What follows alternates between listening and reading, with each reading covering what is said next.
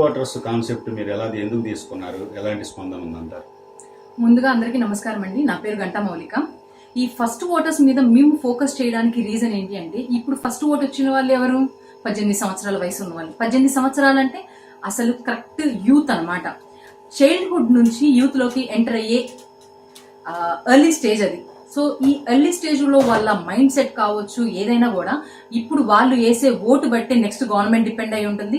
And వాళ్ళు చూస్ చేసుకునే దాన్ని బట్టే వాళ్ళ ఫ్యూచర్ డిపెండ్ అయి ఉంటుంది. సో అందుకని కానీ ఈ ఏజ్ ఎక్కువ నెగిటివిటీకి ఎక్స్పోజ్ అయ్యే ఏజ్ కూడా ఇది.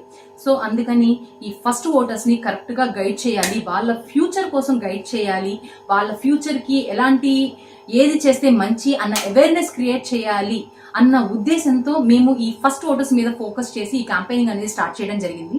సో ఫస్ట్ ఓటర్స్ అందరికీ కూడా నేను చెప్పేది ఒకటే, మీరు ప్రెసెంట్ జనరేషన్, మీరు ఫ్యూచర్ యొక్క హోప్ మీరే.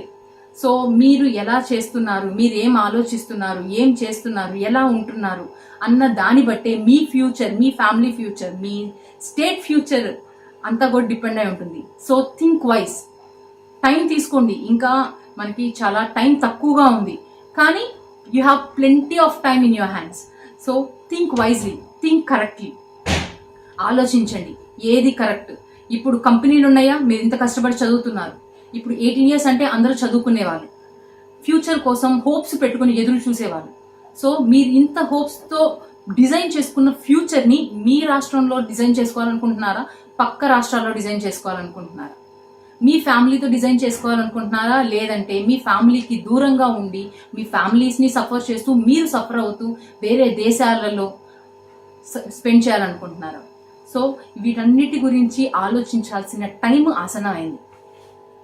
ఎందుకంటే ఈ రోజు మీరు చేసేదాన్ని బట్టే, ఇప్పుడు మీరు కరెక్ట్గా ఆలోచించి ఓటు వేసి గవర్నమెంట్ ని ఫామ్ చేశారు అంటే వచ్చిన గవర్నమెంట్ బట్టే మీ ఫ్యూచర్, మీ జాబ్ ఆపర్చునిటీస్ కావచ్చు, మీ రాష్ట్రానికి వచ్చే కంపెనీలు కావచ్చు, మీ ఫ్యామిలీ రోజు గడిపే జీవితం కావచ్చు, మీరు బయటికి వెళ్ళినప్పుడు తిరిగే బండ్ల పెట్రోల్ కావచ్చు, మీరు ఇంట్లో ఉన్నప్పుడు వేసుకునే ఫ్యాను, ఏసీల కరెంటు బిల్లులు కావచ్చు, మీరు రోజు ఇంట్లో తినే భోజనం, పప్పు, ఉప్పు, కూరగాయల ధరలు కావచ్చు, మీరు కడుతున్న ఇంటి పన్నులు కావచ్చు, మీరు కడుతున్న ఫీజులు కావచ్చు, మీకు ఫ్యూచర్లో రాబోయే శాలరీస్ కావచ్చు, మీ రోజు తిరుగుతున్న డైలీ ఎక్స్పెన్సెస్, మీ ఏవైతే అకామిడేషన్స్ కావచ్చు, వేరే ప్లేసెస్కి వెళ్తే అకామిడేషన్స్ కావచ్చు, లేదంటే ఈ ట్రావెలింగ్ ఎక్స్పెన్సెస్ కావచ్చు, ఏవైనా కూడా ప్రతి